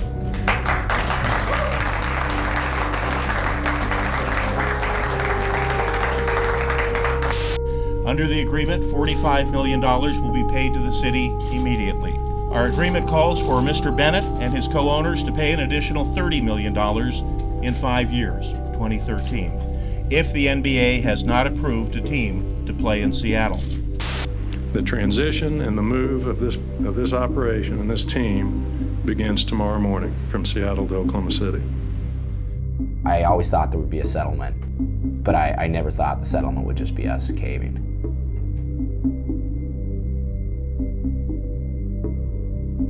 They let a team with a 41-year legacy leave the way they did without a fight, without finding out what the court had to say, without a court's ruling, with the ability to appeal, was mind-boggling. It was clear to me the city was going to win the case, and to settle it without seeing the result of that trial made no sense. I wanted to see that decision. It was sitting on her desk when we went in and tell her about the settlement agreement. I wanted to just grab it and look at it, because I think I know how it would have come out. Maybe if Peckman ruled in our favor, that would have been the day the NBA would have come back and said, okay, we'll give Bennett an expansion franchise. I think it was a 50-50 shot that the city of Seattle would have won. I think they knew that. I think that they were getting beat up towards the end of that trial by not only Peckman, but also by the reporters afterwards. The way the trial unfolded had a big impact on what the city did. Look, going into this trial, you read this lease, it says you'll play 41 home games in Seattle. It says the lease can and should be specifically enforced. Nobody gave us much of a chance going into this trial. I think there's a fair chance that she could have ruled in Brad Keller and Clay Bennett's favor. I was a little naive because I wanted the team to stay so badly, and I think we all kind of naively thought somehow this is going to get fixed, just like the Mariners were fixed, just like the Seahawks were fixed. It's going to happen, and the last guy to stand up was Greg Nichols, and by God, he was going to stand up till the end. The mayor said for so long that this is not about money. This is not about money. And he said it time and time again. This is not about money. But at the end, it was about money. I believe that all along, enforcing our lease would create time for us to come to a better arrangement. We now have that deal. For months and months and months, he said that, look, we are doing this for the public because we think we're right. But at the end, they settled. Politically, he just didn't have the willpower that the NBA had, because he was saying, damn you, I will hold you to this lease, and if it costs me $100 million, I don't care, because it'll cost you $200. And the league was saying, we will never come back here if you do that. And it was a game of chicken, and our city blinked. Nichols sold this city out, period. Our goals at the city for this settlement were two: to protect the taxpayers' investment in Key Arena and have a long-term future for professional basketball in Seattle. If I had felt any degree of psychic pain on the part of our city's leadership at that moment, I could have dealt with it. But there was no pain, there was no grief. Somebody on the dais there said something, and Nichols and Burgess and whoever was up there sort of laughed. They went, ha ha ha ha, that fake political laughter. Nickels and dimes totally sold out the city. I mean, to just let the Sonics go without a fight, we had the battle won. It would have been like back in the days of the Trojans, If they wouldn't have brought that big wooden horse in there, they would have never won the battle. Well, we had the wooden horse, and basically, Nichols crapped himself out of the back end of it. But at the end of the day, all that would have gotten us was 2 years. And at the end of that 2 years, we would have had a very bad relationship with the league, no team, and really no prospects. From day one, our principal goal was keeping the Sonics here or getting another NBA franchise as soon as possible. We think we have the pieces to be more likely to be successful than had we waited until the judge is ruling it for. Even at that press conference, made it seem like a good thing. Oh, this is okay, we're going to get another team. The NBA still likes us now. Hey, if we had fought this for 2 years, they wouldn't like us anymore. They like us now. I mean, that's at the point where, even my naivety went out the window. It's like, come on, man, you just sold us down the river and you think this is a good thing? All for what? The right to pay off the lease on Key Arena, to add a few more dollars into the operating budget. I thought it was very short-sighted. No one's happy that we're losing the Sonics. The mayor has repeatedly stressed the importance to me of keeping the Sonics here. Short of that, this is a very good deal. The settlement agreement not only required the ownership group to pay the city $45 million, it also put them on the hook for an additional $30 million in 5 years. Now the state legislature must act. If it fails to approve public funding next year to remodel Key Arena, we will lose our rights to that second $30 million if we do not get a team. In 2009, the state legislature once again failed to take advantage of Steve Ballmer's $150 million offer, citing a $9 billion budget shortfall. The city said, we have a deal. It's great. All that needs to happen is those people over there have to tax themselves to solve this problem. And I didn't get so much interest from people on that. City of Seattle offended a lot of people with how they handled that settlement down in Olympia. And it just was a gamble that Clay Bennett was willing to roll the dice on, and I think he knew, and I think he sensed that our state leaders and officials just wouldn't be able to get their act together in time, and sure enough, that's what played out. How can we let Clay Bennett off the hook? Clay Bennett owed the city $30 million. Clay Bennett, the most evil person to ever step foot in this city, and we let, go ahead. We don't need that money. We don't need that money? How about the citizens? How about the citizens for more important things? Give them the $30 million. It's like political malpractice. I mean, it's just unbelievable that our legislature would not jump at that deal. We're talking about $180 million that we just let fly away. I put the primary blame at this point on the Washington State Legislature and especially its leadership. The mayor stood up. They refused to do their part. The agreement was based on the supposition that we could have the legislature pass the $75 million, the 6116. When that didn't happen, it went from being a really good agreement to being a really bad agreement. And that's a fact of life. Hindsight's 20/20, whatever phrase you want to use. But to look back at that settlement now, if the city of Seattle would not have taken that buyout, I don't think Clay Bennett and Aubrey McClendon would have held on to the team. I get mad now looking back. If we hadn't settled, if we'd made them stay to their lease, the chances of them selling would be huge as soon as the economy collapsed. Had they just followed through with the court case, even if they had lost and appealed, the Sonics would have had to play one more year in Seattle. There was no way it could have been resolved by then. That year would have been last year, would have been 2008-9. We all know what happened. Within 4 months of that year, one of their main owners, Aubrey McClendon, the guy who was the only honest guy about it, said we're here to steal him, lost 90% of his fortune.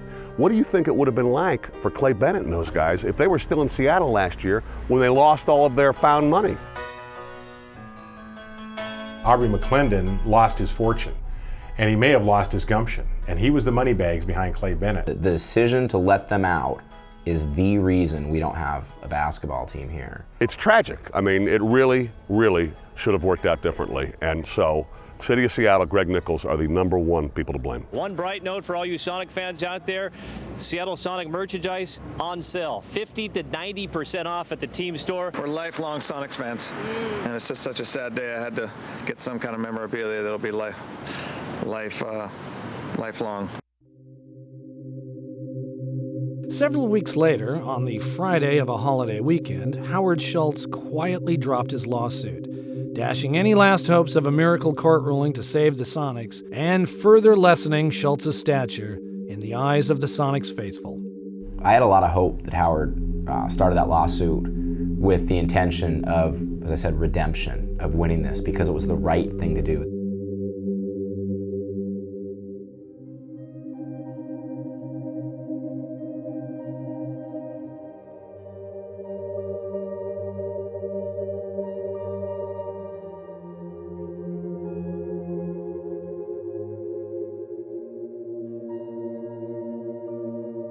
I know that I talked to a minority owner or two that was part of his group, and they thought it was just a PR stunt, that Schultz was looking really bad. And he dropped it the way he did on a holiday weekend when it was going to be buried in the news cycle, under strong threats from the NBA of further financial repercussions.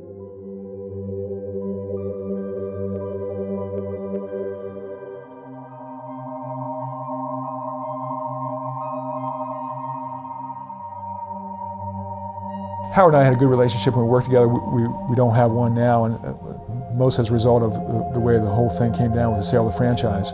He forgot that he had a responsibility to the citizens of the city. And I blame him and judge him and condemn him for that.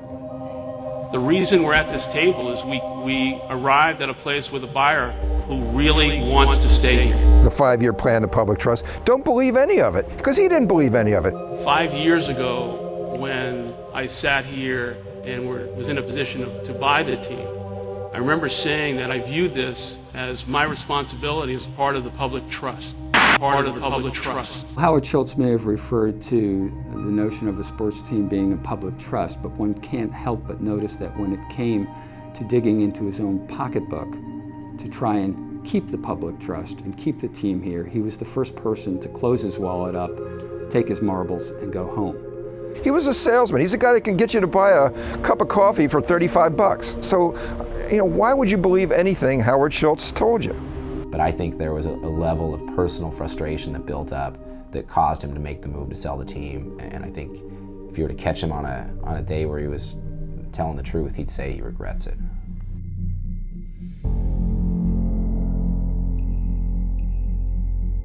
Just 2 months after the settlement, the Oklahomans renamed the franchise. The team once known as the Sonics was now the Oklahoma City Thunder. It was a shock to the system. I was disappointed. I was loved being in Seattle, like I said. It's like an emptiness. There's a definite emptiness. It's not the same without the NBA here. I really didn't think it was going to happen. I really thought, it was somebody would save it. It's unbelievable, people try and compare it to other teams leaving, like the recent ones, and you can't. There aren't many teams that have been in one place for 4 decades. Well, no more Sonics makes no sense at all to me. I mean, from Jack Sikma to Freddie Brown to Bill Russell there's great history and tradition to the Sonics, and why we now don't have it bothers the hell out of me. What are the winters like? Getting through the week now?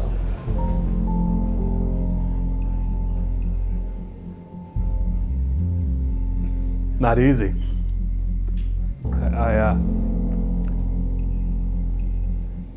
It is death. It's been a year and a half of a funeral awake. And the weather is depressing. The winters are depressing. They're gray and monotonous.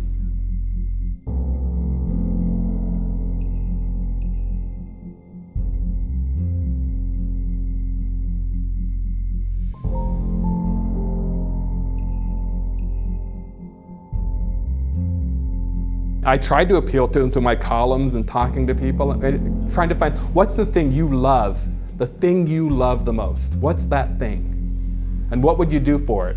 To keep it, to have it. What's that thing? We had Ray Allen here. Ray Allen is very likely the best shooter who has ever lived. There was likely nobody on the planet who has ever been able to do this one thing better than Ray Allen.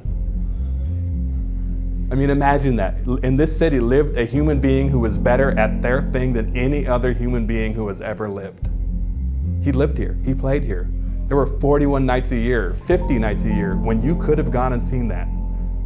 The ultimate expression of a human endeavor. The ultimate expression of a human skill. The ultimate expression of human dedication. The way in which one man, through hard work, through years of hard work, through his own passion, through his own poetry, became the very best in human history at one thing. And people let that go.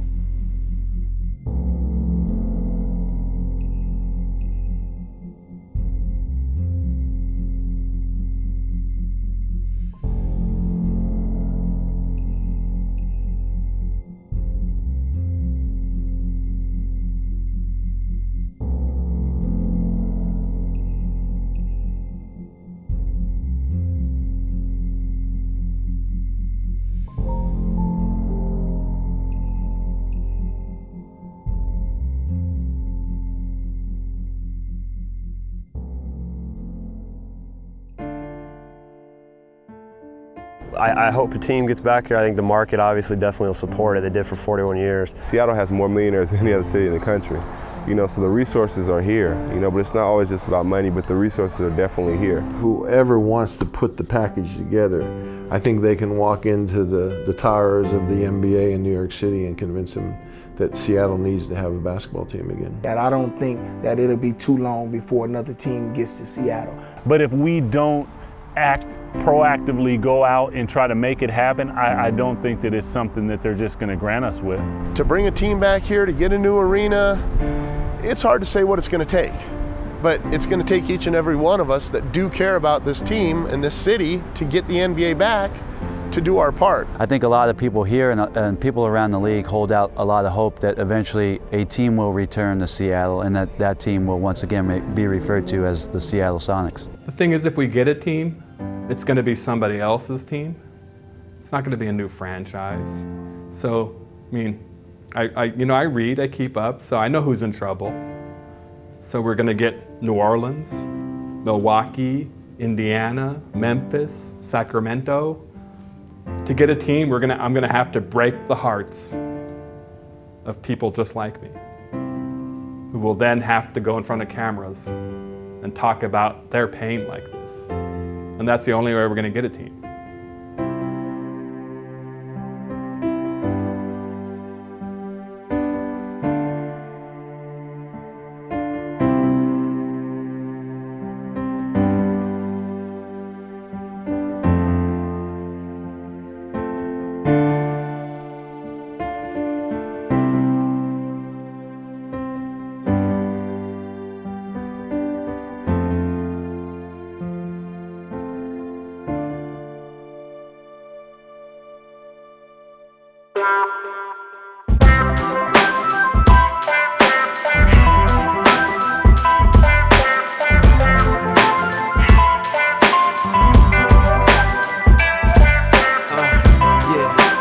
Sad songs say so much.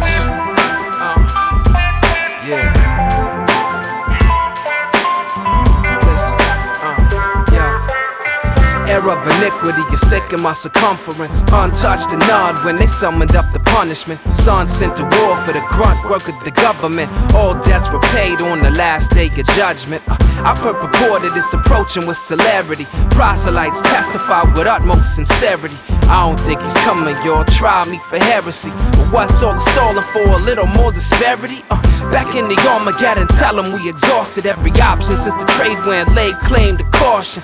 Damn, since the Gnostics allied with the sergeants, I'm tired of waiting, slide the blade across it now. Sing it. I can't take this pain, I can't stand this rain. All all this work in vain. This world is insane. Puppets on the string, pain and suffering, nothing left to bring. Let my Nina Rise and shine, bitches. Check how Seattle do. The flow sick shit. Call it Seattle flu. Out of town acting wild, my Seattle crew. Run this Jake track just like Seattle Slew. And the green that we blow from Seattle's too. That was grown in a lab at Seattle U. At Westfield, 12th man, my Seattle dude. Nate Burleson wearing that Seattle blue. Bosworth made all of Seattle blue. The Sonics let Kim go. Seattle's through. I read Seattle Times, I watch Seattle News. I hope Seattle win, I watch Seattle lose. Wet land. Damn, it feels good to talk about home. Damn, it feels good to talk about home.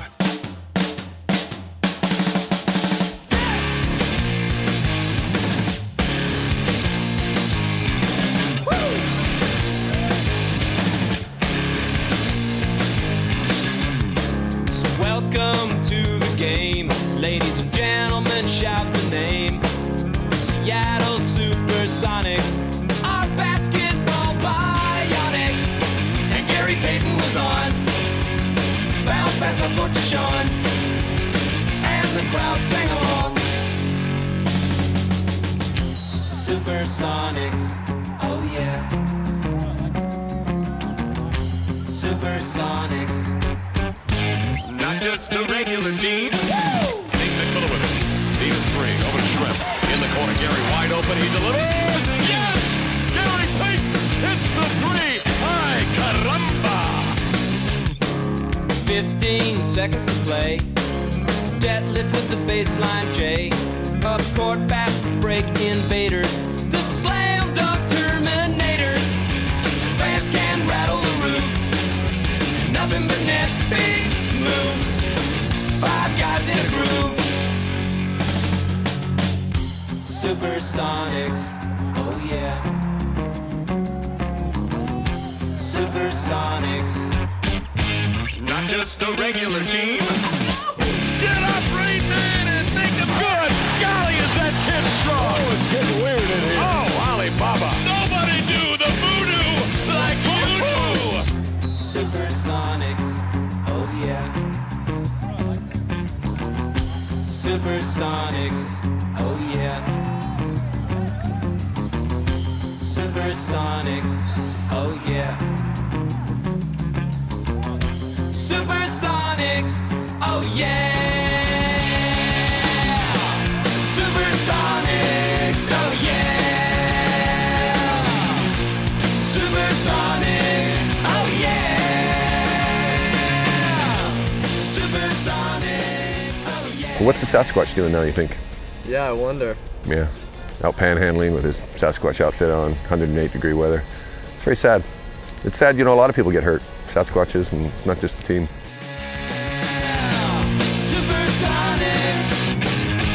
Not just a regular team, your Seattle Supersonics.